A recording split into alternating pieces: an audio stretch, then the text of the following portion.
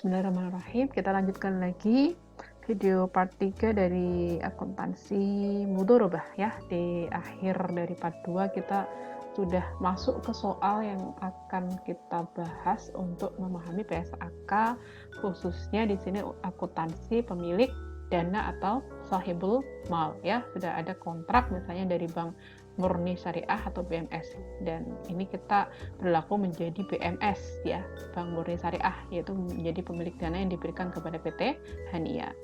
Kita lanjut saja ke pembahasan per butir dari PSAK. Jadi PSAK 105 di paragraf 12 itu disampaikan bahwa dana mudhorobah yang disalurkan oleh pemilik dana itu diakui sebagai investasi mudhorobah. Jadi ketika menyalurkan itu akan akui investasi mudhorobah, atau bisa juga disebut sebagai pembiayaan mudhorobah. Kapan? Itu kan pengakuan itu kan terkait dengan kapan ya, when, kapan? Yaitu pada saat pembayaran dilakukan, baik itu misalnya secara kas atau penyerahan aset non kas kepada pengelola gitu. Jadi sudah kapan diakui, sekarang berapa yang akan dicatat gitu kan. Biasanya di akuntansi itu kan kapan diakui sebagai apa, kemudian dicatatnya di angka berapa gitu. Nah, di paragraf 13 disebutkan bahwa pengukuran investasi mudhorobah itu kan bisa jadi ada kas atau aset non kas. Kalau kas ya sebesar jumlah yang dibayarkan. Tunai berapa waktu itu yang dibayarkan, itulah yang akan di jurnal. Tapi untuk aset non kas itu akan diukur ya, yang di jurnal itu adalah nilai wajar di sini, nilai wajar yang digunakan. Nah, kalau misalnya entitas atau bank syariah itu punya aset yang dimudhorobahkan, nah biasanya dia ada yang namanya nilai tercatat. Nilai tercatat itu adalah nilai yang ada di pembukuan dari bank tersebut. Nah, itu akan kita bandingkan. Jadi, nilai wajar itu fair value ya. Nilai wajar itu adalah fair value.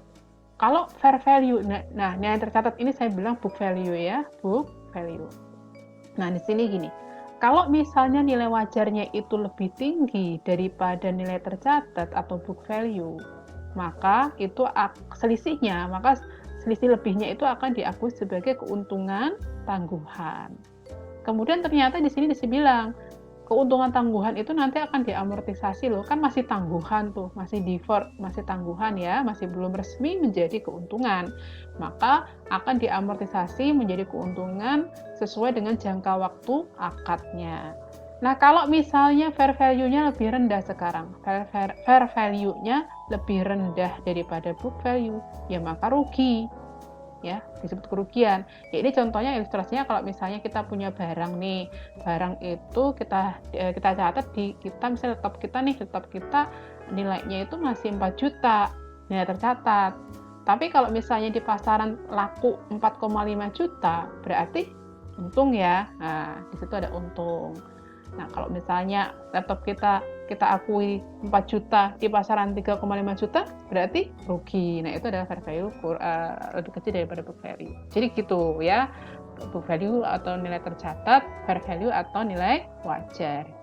Gitu. Tapi kalau untuk perbankan ini nggak terjadi ya, yang untuk aset non kas nggak lazim ya. Yang lazim adalah bentuk kas.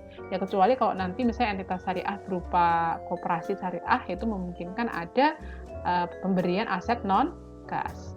Ya, ini adalah ilustrasinya yang tadi kita bahas tentang kalau misalnya non kas ya, non kas. Jadi ini ilustrasinya, kemudian misalnya nilai tercatatnya itu 750 ya. Dan ketika diserahkan, misalnya angkotnya tadi, ini non kasnya berupa angkot misalnya. Ketika diserahkan nilai angkot tersebut ternyata di pasaran gampangannya ya, itu nilai wajarnya berapa? 800 juta gitu. Jadi ada kenaikan sebesar 50 juta. Maka 50 juta itulah yang akan kita anggap atau kita akui sebagai keuntungan tangguhan, seperti itu. Ini misalnya katakanlah memberikan modalnya bentuk kas dan non kas, seperti itu. Ini contoh soal yang tadi sebelumnya dibahas di part 3 ya, yang di akhir part 2. Oke, ini kita membahas soal ini ya, kita lihat satu persatu. Oke, ini dulu. Ketika penandatanganan, jadi kita mulai dulu. Akuntansi pemilik dana ketika terjadi penandatanganan kurang akad mudharabah. Nah, pada tanggal 1 Agustus ternyata ditandatangani akad mudharabah, yaitu yang terdiri dari ada jurnal pembukuan untuk komitmen. Jadi untuk ada mengikat komitmen pembiayaan akad mudharabah. Dan ada biaya administrasi tadi yang dibayar oleh mudharib. Tadi kan ada nasabah membayar ya, 14.500.000 itu dibayar oleh nasabah ketika akad ditandatangani. Gitu. Nah, ketika tanggal 1 Agustus, maka untuk menjurnal pembukuan komitmen itu dijurnal sebagai debitnya adalah pos kontra komitmen administratif pembiayaan, kemudian kreditnya adalah kewajiban komitmen administratif pembiayaan sebesar 1,45 miliar. Nah, untuk mencatat atau menjurnal biaya administrasi yang diterima, ya, jurnal untuk menerima pembayaran biaya administrasi dari nasabah, yaitu tentu saja cash diterima atau misalnya kita kreditkan rekening dari PT Hania. Kreditnya adalah apa? Kreditnya adalah pendapatan administrasi. Itu bagi nasabah itu biaya, bagi bank itu merupakan pendapatan administrasi. Berapa? Sebesar yang dibayarkan, yaitu 14.500.000.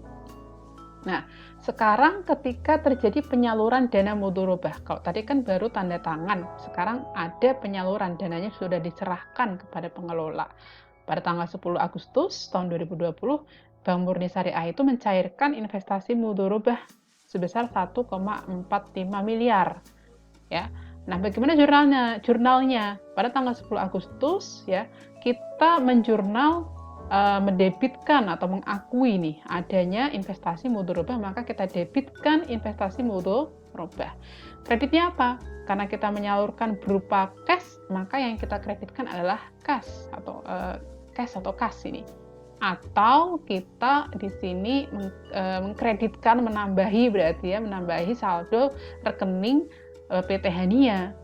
Sebesar berapa? 1,45 miliar. Sebesar yang diserahkan kepada pengelola atau PT Hania. Nah, tadi sebelumnya ketika penandatanganan kan kita menjurnal ada kewajiban atau komitmen ya. Nah, itu kita balik. Yang tadinya di kredit kita debitkan, yang tadinya di debit kita kreditkan, kita balik, kita nolkan. Kayak gitu. Nah, ini ada catatan nih. Dalam PSAK 105 paragraf 16 disebutkan bahwa usaha mudharabah dianggap mulai atau berjalan itu sejak dana atau modal mudharabah diterima oleh pengelola. Jadi sejak tanggal 10 Agustus itulah akad mudharabah berjalan. Jadi bukan tanggal 1 ya, tapi sebenarnya tanggal 10 Agustus ketika diserahkan modal tersebut. Kita lanjutkan masih di penyaluran dana. Kalau di sini misalnya penyaluran dananya itu bukan berupa kas, tapi berupa aset non kas. Jadi misalnya LKS itu ya, LKS-nya itu misalnya contoh lain ya, tidak bagian dari soal tadi. Misalnya contoh lain, misalnya LKS menyerahkan peralatan pom bensin karena kegiatan SPBU dengan nilai buku 1,4 miliar, di mana 1,4 miliar itu cost itu ada harga perolehan 1, M, di mana ada akumulasi penyusutan accumulated depreciation-nya yaitu 100 juta gitu. Jadi kan 1,5 M dikurangi 100 juta maka 1,4 ya, benar. Asumsinya harga wajar atau nilai wajarnya itu sama seperti yang tercatat gitu. Kalau sama ya nggak ada rugi, nggak ada untung. Langsung saja kita catat berapa investasi mudharabah yang didebitkan 1,4, yaitu senilai dari nilai wajarnya tadi gitu. Kebetulan nilai tercatatnya sama. Nah, ketika nilai tercatat itu kan di pembukuannya LKS kan ada aset non-kas tadi itu 1,5 M. Kemudian ada akumulasi penyusutan 100 juta. Itu harus kita jurnal. Nah, jurnalnya bagaimana? Akumulasi yang awalnya di kredit, letaknya di kredit, maka kita debitkan ketika aset itu dilepas. Kreditnya apa? Kreditnya adalah aset non-kas berupa pom bensin tadi sebesar nilai harga perolehan yaitu 1,5 M ya. Jadi seperti itu jurnalnya gitu. Ini kalau misalnya teman-teman ingat kembali di mata kuliah akuntansi keuangan, yaitu di pelepasan aset tetap, itu mungkin akan nyambung ya. Gitu. Oke, kita lanjutkan. Kalau misalnya sekarang asumsinya nilai wajar itu lebih tinggi, jadi fair value-nya lebih tinggi daripada book value. Nah, di sini diketahui bahwa fair value-nya 1,45 M gitu. Maka investasi mudharabah yang dicatat atau yang diakui ya, didebitkan itu sebesar 1,45 M juga gitu. Nah, nanti keuntungannya sebesar 50 juta itu akan kita kreditkan gitu ya. Kalau untuk akumulasi penyusutan di debit, kredit yaitu aset non kas sebesar 1,5 M, ini sama seperti yang jurnal sebelumnya gitu ya. Jadi bedanya debitnya investasi mudharabah senilai nilai wajar 1,45 dan ada keuntungan. Jadi keuntungannya itu dianggap sebagai keuntungan tangguhan yang dikredit sebesar selisihnya yaitu 50 juta. Ini jurnalnya seperti ini. Gitu. Oke, kita lanjut. Kalau misalnya, sebelum ke asumsi yang lainnya, kita bahas kan tadi kalau misalnya ada keuntungan tangguhan itu ada amortisasi kan ya. Maka di sini ada amortisasi keuntungan tangguhan tadi ya. Keuntungan tangguhan itu akan diamortisasi. Misalnya contoh kasusnya di sini misalnya masanya 10 bulan. Nah, akan diamortisasi per bulan gitu. Kalau misalnya diamortisasi per bulan, tadi itu tangguhannya ada berapa? 50 juta kan? 50 juta. Berarti 50 juta itu dibagi 10. Nah, per bulan yang dicatat ada 5 juta. Bagaimana pencatatannya? Kita debitkan keuntungan tangguhan, yang awalnya tadi dikredit, kita debitkan keuntungan tangguhan, kreditnya apa? Sudah menjadi keuntungan, sudah sah menjadi keuntungan, maka kreditnya adalah keuntungan sebesar 5 juta. Makanya ini jurnalnya adalah keuntungan tangguhan pada keuntungan sebesar 5 juta. Nah, kalau misalnya memberikan aset non-kas dan fair value-nya itu lebih kecil daripada book value. Nah, di sini nanti akan ada yang namanya rugi. Nah, berapa nilai investasi mudharabah yang kita debitkan? Yaitu senilai nilai wajar dari aset tersebut, yaitu 1,35 M atau miliar, 1,35 miliar. Nah, akumulasi penyusutan peralatan didebitkan 100 juta sebagaimana yang diketahui, aset non-kas dikreditkan sebesar 1,5 M seperti halnya yang diketahui, dan selisihnya masuk ke dalam kerugian dan rugi itu didebit. Berapa ruginya? 50 juta. Itu kalau misalnya asumsinya penyerahan aset non-kas di mana fair value-nya lebih kecil daripada book value, maka akan ada yang namanya kerugian. Begitu ya, mudah-mudahan bisa dipahami untuk penyaluran dana mudharabah ini. Oke, ini kalau misalnya dana mudharabah itu turun sebelum akad dimulai, kok ada penurunan nilai, ya nggak tahu misalnya rusak atau apa, bukan karena kelalaian pengelola, maka penurunan nilai itu diakui sebagai apa? Sebagai kerugian dan mengurangi saldo investasi mudharabah. Ini jurnalnya seperti ini. Gitu. Kalau misalnya ternyata sebelum akad dimulai kok ternyata ada penurunan nilai dari peralatan tadi. Nah, misalnya seperti itu, misalnya katakanlah ada banjir atau apa, asetnya turun sebelum dimulai, maka kita akui sebagai debitnya adalah kerugian investasi mudharabah, maka kreditnya adalah investasi mudharabah sebesar 75 juta. Artinya investasi mudharabah berkurang.